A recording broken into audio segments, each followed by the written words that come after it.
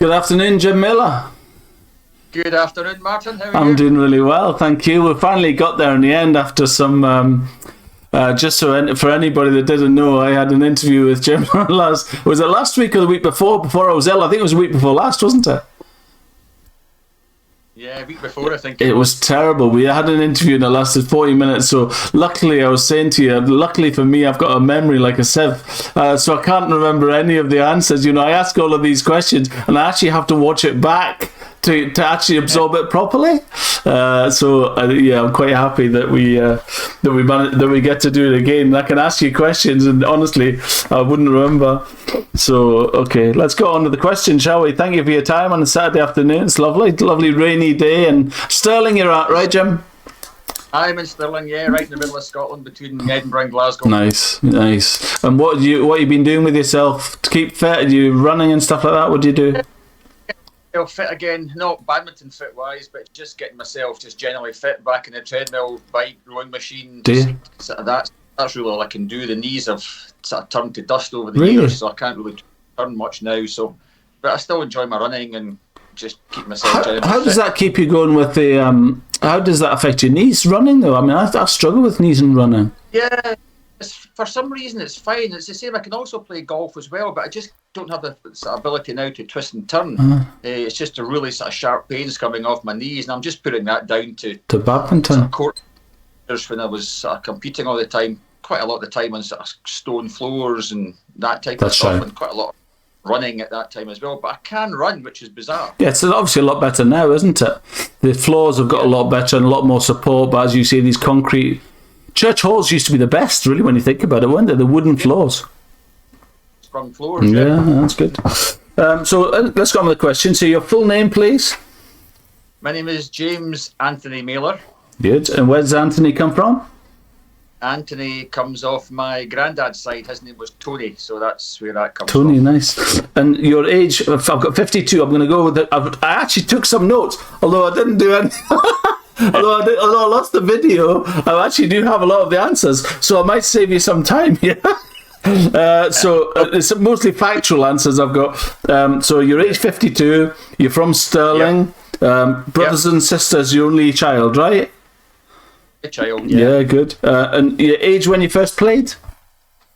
Probably when I first played competitively, I'd be about maybe 11 or 12, but prior to that, I used to sort of have a hit with my father in the back garden. We used to do this thing where we see if he maybe hit back and forward and try and get to 10, then to 20, then to 30, really? That type of stuff. Was he a good player? He was a really good singles player in the local league. He won the sort of local singles title for 7-8 years in the trot. And I used to go to all the games with him. Although the local leagues in Stirling was a mixed league, but I used to still go to that. And in between the games, I used to always run on and get a hit with somebody, and that's really. Did you ever try? We ever tried to beat your dad? Oh yeah, I used to. When I was actually able to sort of play a game, we would maybe go and book a court up at Stirling University in the games hall and have a game. To begin with, he would beat me, and then once I started beating him, arguments would start to flare up. And he didn't want to play you quite so much. Rackets in the bag and away home. Quite funny. What age was it? Do you remember what age? How long did you try, do you think, to beat him for? And so when did you eventually do it? Probably around about maybe 12, maybe did 13. You? Yeah. He used to run he started to run a little badminton club in a local church hall. And it was for just some of the school kids. And it started off with maybe sort of 7 or 8 kids. And then before he knew where he was, there was about 20 odd kids coming. And then he took a minibus and took a lot of the kids up to this tournament in Perth. It was a Perth Junior Restricted. Yeah. My first memory of that was going on to court against a guy, and some of the people who are my age will remember this guy. What a talent he had, but he gave it up when he was about sort of 14, 15, a guy called Jim Brewster from Perth. Phenomenal talent. Anyway, I didn't know who any of these guys were at the time. Went onto the court, he beat me 21-1. I came off, and that was my first introduction to. And then was it a determined, I'm going to beat this guy eventually kind of idea? Is that what? Bizarrely enough, because the next time I played in Perth, he was a couple of years older than me. I think I was maybe 10 or 11 and he was under 12 or something like that. So I never really got to play him because he packed it in, I think, when he was about 14, 15, which was a shame. I think he moved down to London, I think. Isn't it interesting that somebody... And do you think you felt at the time that you lived in a tiny wee place and you'll never be as good as these guys in the cities and all that stuff, and you know, you're playing in a little community, or did you think you were already really good and was it a really busy kind of area that you lived and played, or did you feel like I mean, when I went to coaching, I always felt like a little kind of a country boy going to the big city where everybody played every day. Did you have that feeling, or do you feel quite No, I didn't really have any sort of aspirations at that time. I was mad in sport. I mean, I played just about every sport I could. Pool, basketball, swimming, table tennis. I just loved sport. Yeah. So Edmonton really wasn't high up in my priorities at that time. That didn't really change until, bizarrely enough, the next tournament I played was the local primary school championships, the Central Regional Primary School Championships, and I won that, which I just didn't expect to do it. And ever since that moment, that was where there was a little light triggered off. And that's it's that excitement you get, isn't it, when you beat somebody and you find something that you're good at and you think, oh my god, I can actually do this. It's you know, you actually have a real natural talent to do something. It's an incredibly natural thing, but isn't it amazing that it's come from your dad kind of out in the garden and just hitting shuttle backwards and forwards, right? Yeah, I mean, I think that comes from a lot of sport. I mean, you take Andy and Jamie Murray, mum pushing them. The other good examples, Tiger Woods. I was watching his young son the other day. They are playing phenomenal. And just because I think if they're introduced to sport at an early age and actually encouraged to play it but not pushed, if you know what I mean, I think it's worth its weight in gold. I think it's like you know, when you play golf, and I don't know, obviously I play a bit of golf as well, but I always play best with better people. Always. If I play with somebody terrible, I play terribly. Yeah, I would go along with that because I think you're focused more. I think you don't want to make a fool of yourself. Yeah, it's generally happens. Absolutely. So when did you start playing? Well, I started playing really in the back garden, and then the next one was in this local church hall, and then from there, my dad got his coaching sort of badges, and then used to run the Stirling District coaching cell, and sort of just progressed from there. Did he have to go away to Inverclyde for the coaching badges and all that stuff? Do you remember or not? He went through to, from my memory, I think it was a Coburn in Glasgow. Aye. And it might have been Alan Campbell, the national coach at the time he was doing. Yeah. I think at the time it was called the Club Coach Award. And I think that's where he got it. What age was he then? Do you remember?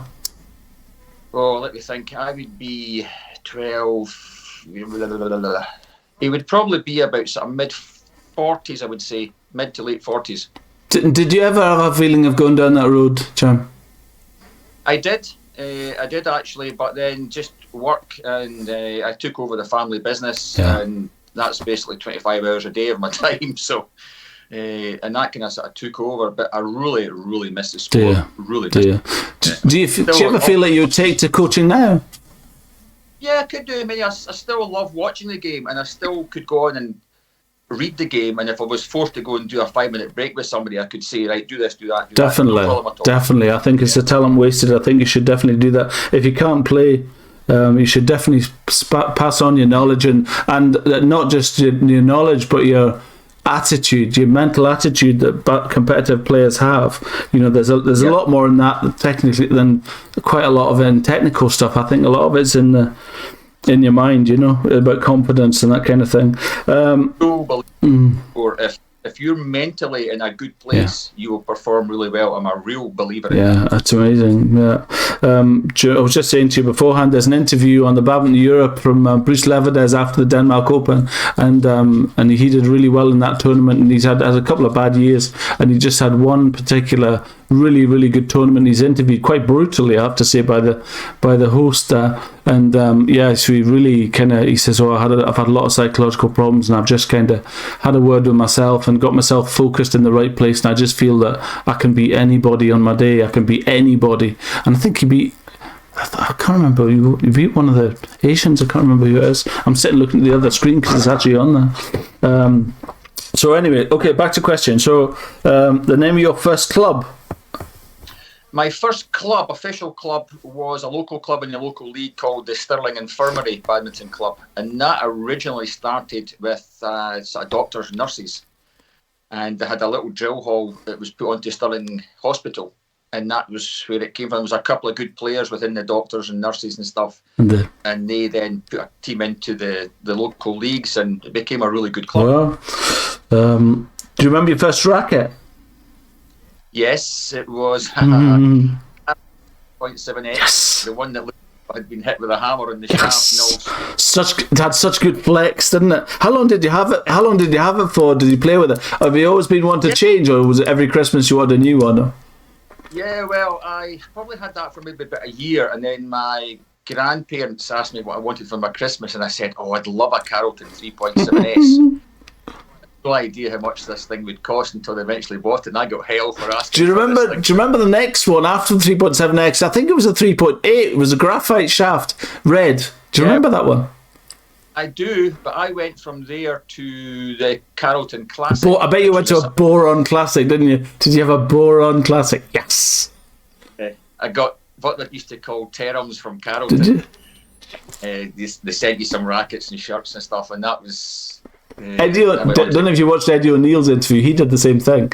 He was a coach. He just sent a letter to Carlton and said, "I'm doing to Yonex and saying I'm doing some coaching, and I wonder if you could help me out with a racket or something." And he said, "This box arrived." I don't know if you watched that interview. It's quite interesting. I mean, coaches are quite influential, certainly with young kids in terms of gear and clothing and that type of stuff. There's your motivation to get into coaching. Just get a big box of rackets to sell on eBay. The first club, that's right. Shuttles you used. I've got RSL Tony's here, right? I used that to begin with, and then what I used to do was when I used to go to the Scottish Open when I was a young kid to watch Morton Frost and all these guys, but the Scottish Badminton would sell the used shuttles for about £3 or £4. Really? So I would go and buy 20, 30 of these boxes, and that would do me for a long time, rather than £10, £12, whatever it was. I don't honestly know what happens to the shuttles after tournaments, do you? But I don't. I mean, they should sell them because they were great. I mean, they maybe had a little feather, but they were good enough certainly for training. Yeah, who's I talking to? Caitlin Pringle says that her dad, because we worked in there, he says she would be hanging about the side of the court when the people were finished playing. They would be scooping them up, the good ones. Oh, look at this one's a good one, isn't it? I was listening to that. I quite enjoyed that interview actually because I kind of grew up with her dad, and I knew exactly. Was talking about with the shop and the Coburn and stuff, so yeah. Quite good. The shuttles you use, that's good. So how did you go from local school badminton to Andy Cook and coaching? That would be about the age of 14, 14, and kind of just chance a meeting with my dad and Andy Cook and stuff, and Andy decided to take me on when I was 14. And it was quite grueling training for a 14-year-old. I mean, I was maybe running 6-7 miles, that type of stuff. And I enjoyed running. Actually, at one stage in my life, I could have went down athletics. Really? I was sort of running 51, 52 seconds for a 400 when I was But I didn't really fancy running around a track for the rest of my life. So that part of the training, Andy took us on in the summer to see how we would cope with it. And it was great running down the Grangemouth docks, which you can't do nowadays, but all that type of stuff, hill work, running, and I just loved it, and that really, really improved my overall fitness. How did your dad know Andy? Just through the badminton network. And Did he coach your dad then? No, my dad was never coached by anybody, just kind of natural. Right. Oh. So your dad kind of introduced him to him. Yeah. And what was that like? So it was pretty hard, you said, when he first started. But Andy was great because he had maybe sort of 30 people would come to his sessions, which were Monday, Wednesday, Friday evenings to begin with, and occasionally sometimes a Saturday. But the ones on the midweek sessions, it would be great because he would know your ability, how fast you could run a mile in, and he would time it all that I would maybe be doing 6 miles, someone else would be doing 2 miles, someone would be doing 4 miles, and we would all be finishing at the same time. Wow. So it wasn't pure badminton coaching you again, it was proper performance in all aspects of fitness, right? That kind of lived with me right through my career because sort of going on, I know we'll be talking about it later on, but going on to someone like, say, Bruce Locker, for example. Bruce loved to be in the badminton court maybe 10 sessions out of 12 the whole week, where I probably I'd love to be in the I think that would probably be classed as quite normal. I would think most people would be the same. They thought they were going to go to a badminton coach and they were going to be playing badminton, yeah. Yeah, fair enough. I mean, I used to sort of go into the court maybe sort of 4 or 5 times a week, but I was training twice a day, 3 days on, day off, and then I had 3 days on. So it was 6 days, 2 sessions a day. But out of that, I'd be lucky if I was in the court 4 times, 5 times. Brilliant. Where it worked for me, I was happy to do all the hard fitness work. So when I went onto the court, I was really hungry to play. And were you unusual? I don't know about that. Possibly. It might have been unusual. It sounds almost like you enjoyed the outside bit more than the indoor. Yeah, I love the badminton, but I used to find that when I was working with Andy, he would absolutely flatten you to the ground with some hard work. Yeah. So the next session might have been an easy run, then whatever, that type of stuff the next day. You probably, I mean, in these days, that's probably why my knees are such a mess. It was kind of old, I call it the Daley Thompson sort of training regime, where you train till you collapse and you go up and do a little bit more. Yeah. And that was the same for every session. The pain barrier. Yes, that you did. There was not any sort of structured day. Will be a kind of easy session. Did he ever get the feeling that he was like almost trying to filter out the chaff kind of thing? People that wouldn't have the determination to provide that fitness really wasn't committed to it, so therefore probably wasn't going to be, wasn't his focus. I wonder. Yeah, Andy was good for that because he had actually the ability to cope with different abilities of people. And I quite rightly heard him in one of his interviews say that if he was coaching somebody that was not willing to put the effort in, then he kind of switched off from that's right. That's right, fair. The abilities of their ability. And can I ask you, on that running thing, so you're into running, you're into athletics and stuff, and you said you loved running. Did you love running or did you love winning? Both. Right, really. You would it would still be, when you went running, was it still very competitive? Yeah. Oh, yeah. I mean, even in Andy's sessions when we used to go, there was probably 4 or 5 of us who were the sort of fastest. We remember sort of doing 5.5 minute miles, which was fairly rapid for someone who's people that are not runners. And there was always competition to see who would get home first. Yeah, isn't that interesting? It wasn't just about running; it was actually still about competing. Even though you went on the court, it was actually competing that you were still doing. And we always the same in every sport, Jim. We always in everything that you did is always the strive to be better, is to beat other people, or is it to beat yourself? Like even now with golf, when you look at golf, do you strive to beat other people? Are you very competitive in that respect? I mean, I hate losing. Do you? And I play golf. I play a +1 and the guy that plays off 6 and 7, and they'll say, right, how many shots do you want? And I'll always say I don't want any shots. Yeah, me too. I'm the same. But I always like to see how far I can get in the I love it, Jim. So do you remember your first tournament and trophy? The first tournament was the one I told you in Perth, with under 12. So there was no for that, apart from tears. The next one was the primary schools championship, which I came home with a little gold medal. Nice. But the first sort of big one was the same tournament, bizarrely enough, up at Perth again when I was 14. When I actually won that under 14 event. Yeah. Who did you beat? I beat in the final a young guy called, and once again this is a familiar name to some of the people of my age, guy called Fraser McDonald, who was the top kid at that time. He was winning all the tournaments, and I came up in a little minibus from Stirling and beat him in the final. And really from that moment on again, that was the next level from the sort of primary schools up to fantastic. Who would take the bus? Was your dad involved in helping coaching as well? Yeah, he would take a sort of minibus up and do a sort of bit of coaching and just basically managing all the kids who were running about daft. Yeah, it's brilliant, isn't it? I don't know what it's like now. I don't know if that exists now, Obviously not right now, but normally I don't know if there are people that pick up minibuses and take people to tournaments all over the place nowadays at schools and stuff, Red tape nowadays. Oh, it's crazy world we live in. Were you always a singles player? I was a singles player. Yeah, doubles. I didn't really take to doubles that easily, although I really enjoyed mixed doubles. Yeah. And I wasn't a bad mixed doubles player, actually. It's quite similar to singles. Yes. Yes, that's right, because you're covering the back. Well, in those days, you would be covering the back, where nowadays, I think it's a different thing. Yeah, it's fairly even now. But yeah, I used to really enjoy mixed. And if I had a really good mixed partner, it took a lot to beat us. Yeah, I'm sure. And so, are you very strong at the back? Is that your game?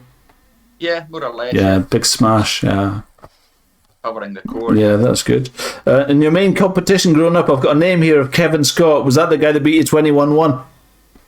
No. Kevin Scott was a guy, he was originally from Edinburgh and he went down to stay quite near Wimbledon. Right.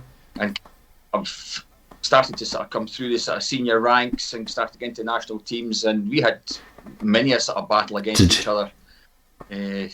And then all of a sudden I beat him in one tournament, and then I think I didn't lose to him again after that. A lot of it was psychological. I would always bet against him. He would win the second set, and I used to get so frustrated at losing that second set that I would blow up in the third, but I managed to sort that out. Absolutely brilliant. Now, you told me a story about Wimbledon.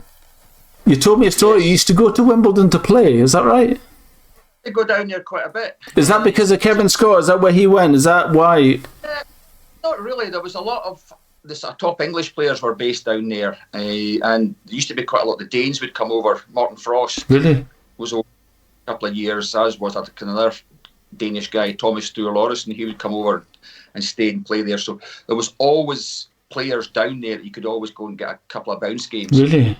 So and how well known was that in the badminton community of the time? Did everybody know that was happening, or was it by invitation? What happened? Quite a difficult question, that, actually. I mean, everybody in the sort of serious aspects of badminton knew that these players were down there. It was just getting contacts, and I sort of befriended a guy who was a line judge for the English Badminton Association, and he let me stay with him any time I was needed to go down. So I would train down, maybe on a Thursday or a Friday, Saturday, Sunday, get some games. Guys like Andy Wilson, Martin Frost, maybe try and pick up a game. Steve Badley, all these kind of guys, which was great. That is absolutely phenomenal. But you don't remember how that communication happened and started, really? Just a matter of, because I knew them through the tournament scene, I could possibly say to them, look, I'm coming down in a couple of weeks. Kevin Scott was based there. Although I didn't do much with Kevin. I didn't really see Kevin. I think we tried to avoid each other. Because you were beating him. Yeah, well, it was the opposite way around at that time. So. And I used to go into the club, and you would know the faces in there, and they would know me, and that was basically how it evolved. Wow, you just go down for a weekend. Amazing. Times a year, possibly. Yeah, isn't that fun? You would know who was coming over. You obviously had a communication of who was going to be there on certain weekends, and think, right, I'll come for that weekend then. Well, it was always the time where there wasn't any tournaments on, so that you knew that people would be about. Yeah, and how big a facility was it? I know clubs down south could be massive, but did it have like 8 courts or something, or what? Do you remember what it was? It had a big sort of hall with 4 courts with the bar and everything looked onto it. And it had a larger hall from memory that had maybe 8 courts, I'm maybe thinking, from memory as well. A kind of court that was built onto the side. It's a cracking facility. Amazing. The only thing it didn't have, bizarrely enough, is tennis. Yeah, full circle.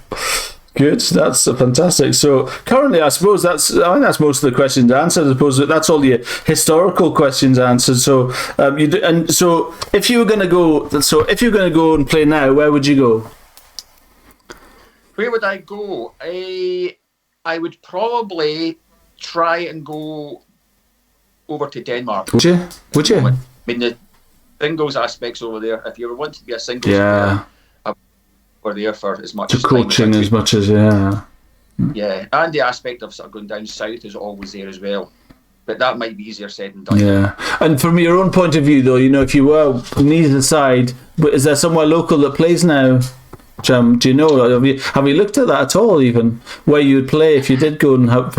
And also, do you think you could be the kind of person that just goes and plays and has a game? And I used to play a lot, kind of thing, and just be one of those double players like me, I suppose, where you just go and enjoy it and don't don't kill yourself trying to, do you still have that in you where you have to win everything?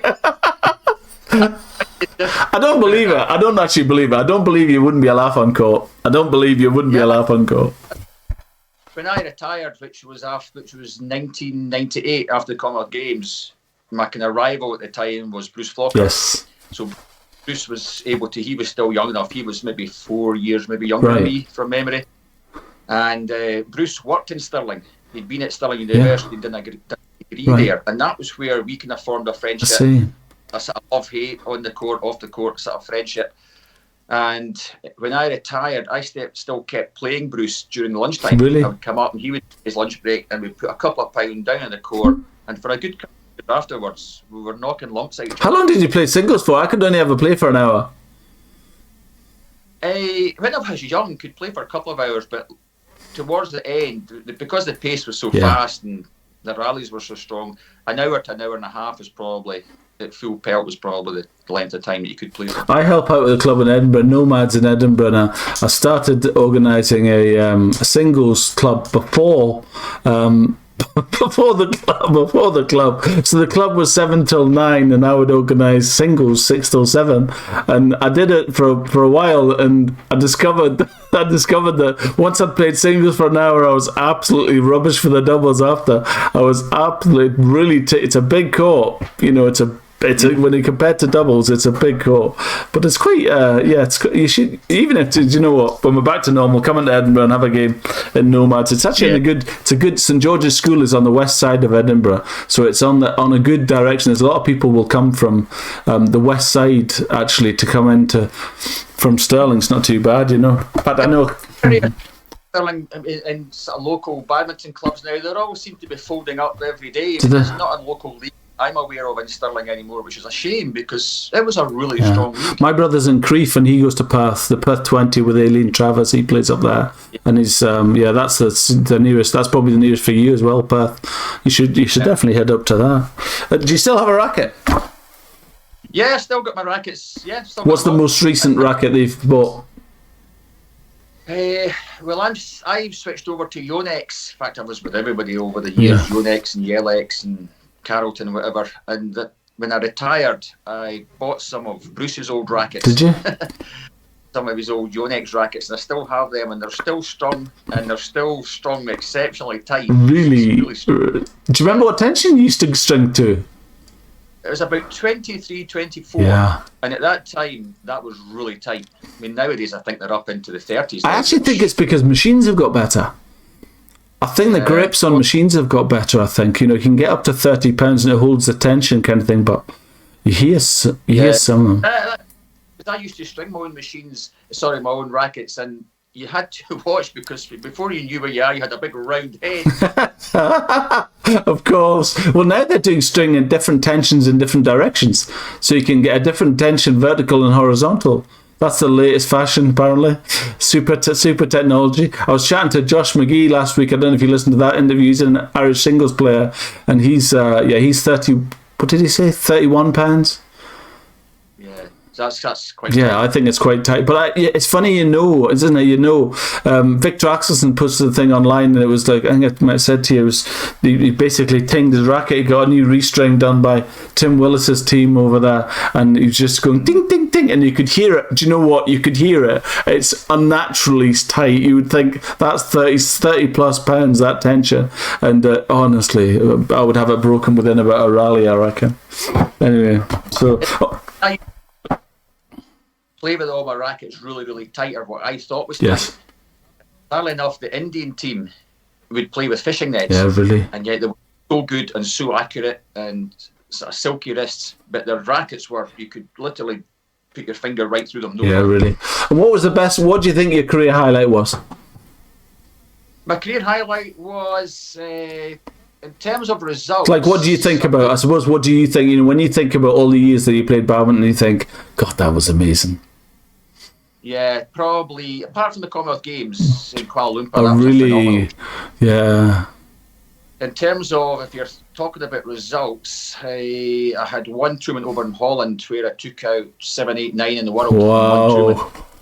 And one of the guys, a Russian guy, a guy called Andrei Andropov, he just the previous week had beaten Morton Frost. Really? Wow. Finals in 2 straight sets, which at that time we were playing to 15, Yeah. so he took 13. And that was a moment in time where mentally I was in a great place, just got engaged and that type of stuff. So, and that's why I always think being in a good place to do sport is massively important. Definitely. In your mind, exactly right. Yeah. No, I would agree with that. Fantastic.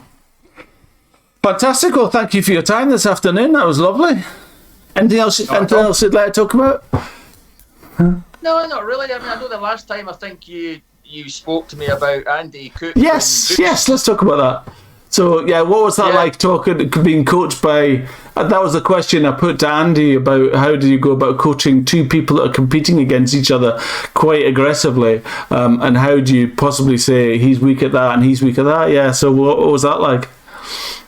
It was fine, actually. I didn't really have a great problem with it. I mean, I was really chuffed that Andy actually asked me at the time. For those of you that don't know, I was working with Andy Cook, and Bruce was really working with his dad. And up until then, I hadn't lost to Bruce on the singles court. And Bruce had came to Andy and said, look, I'm needing something a little bit extra. Can I come and join you? So Andy asked me if it was all right, and I didn't have a problem with it. And Andy kind of worked it in such a way that we weren't really together, if you know what I mean, unless we were competing against each other. Andy would just let us go on with it and have nothing to do with it. Is that because there was like 30 of you and you were just 2 different people there? Was there a big group at that time, or was he narrowed it down to a one-to-one session where he had a couple of sort of shuttles and hitting them all over the court, doing your work, a one-to-one session? It usually involved one-to-one, so I would maybe be 6 till 7 or 6 till 8, and then Bruce would come in afterwards, or he would come in a different day. Didn't really have us at the same time, which was fair enough. Did you, when you get, I always wonder about this, so when you get into all this heavy duty coaching, it was still a laugh to actually play the game? Did you ever go and have just coaching and didn't play, like a game, let's say, for example? Or was it at the end of it, we're going to give you 15 minutes to play doubles or singles or whatever you want to do kind of thing? Or was it always just intense and then you leave at the end, or what? Yeah, it was more, when we were sort of getting the coaching, it was more aspects of certain areas. If you maybe want to work on speed work or a specific stroke that maybe wasn't quite right, that type of stuff. So that was where you would... And before you went, did you know what that was? Or did he say, right, I've been watching you and you're a bit weak here? Or did you say, I really want to go and do a bit of this now? I want to focus on this? And everybody had their own, like you or Bruce would have their own different bit kind of thing? Yeah, everybody probably did have their different, but Andy would, or you would know what you were doing that night. What to expect. Really. But I could, Andy says, when we're here, my backhand's not been that great, and he would try and incorporate something into that session. And was he, I'm quite interested, he wasn't so when you're saying, I've got a real problem with my backhand cleared, getting it from there to right the way back at the far end of the court, that's quite a niche thing to do, right? Actually, a backhand clear corner to corner or back to back, and being able to place the shuttle from anywhere to anywhere. And when your coach doesn't have the ability to do it himself, how do they teach you that? It's a bit of, well, when I was young, I was blessed with a really good backhand. Really? I was able to backhand smash, always my forehand smash. Really? And that was really done with just hitting a shuttle off a wall.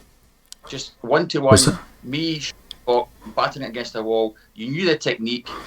Andy, or your coach, would maybe say to you, look, you're maybe coming over too much with your right shoulder, or your arm's a little bit too straight, that type of thing.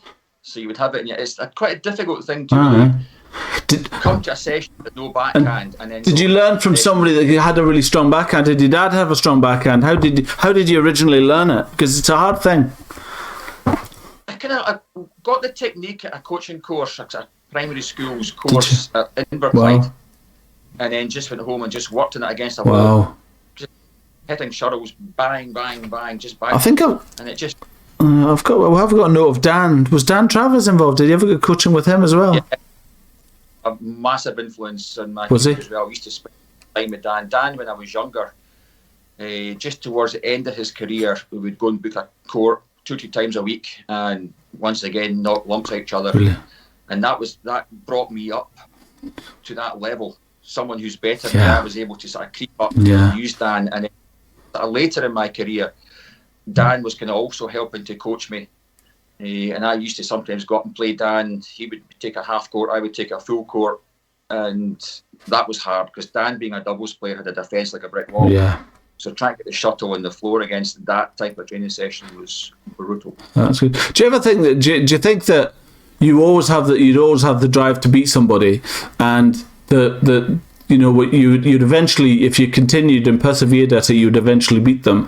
Did you think to yourself, once you'd beaten the person that you were trying to beat, that right, whom we're going to try and beat next? Was that what your thoughts were about at that time? Of, you know, once you get to routinely beat somebody, do you then think, right, I need to beat them? Or possibly. Once you start to get to that, do it once, twice, 3 times, you know that you are at that level. So you're in your head, you say, right, what's the next next level for me is to beat somebody in the top 10. And I guess that's why you started going to Wimbledon, right? Yeah. Because you'd beaten all the people that you were local to you, kind of thing, and you thought, how can I push myself to get better and better and better? Isn't that amazing? But that's brilliant. I'll let you get on with your afternoon. Thank you very much, Jim. That was really awesome. Real amazing insight into the game. Isn't it amazing? But get yourself back on court, please. Well, I would love that. I really, really would love. I was talking to actually an old friend of mine yesterday who used to play. He was a hooker for Scotland, Kevin McKenzie, and he just had a knee operation. Really? Brand new knee. And I met him before he was getting it done. And I said, I'm interested to see what this is like, because if it's sore for you, Kevin, it'll be 100 times sorer for me. I don't know. And I can't help but think, if you run, you've just got to be... I mean, I've got people, you get support. The supports that you get that stop you turning in different ways are so much better than they ever were. But I just think you just get older and you start being ginger about the court, and you just realise there's certain things you can't do any longer. And singles is probably one of them, right? Yeah. Oh yeah, I do miss it. I wish I could still be able to compete. That's where I see likes of guys like Dan and Christine and all these people that are playing the vets. Yes, definitely. So you could definitely do that. Good. Yeah. Right, I'll let you get on with your afternoon. Thank you very much. Awesome. Thanks for that. Cheers, Jim. Thank you.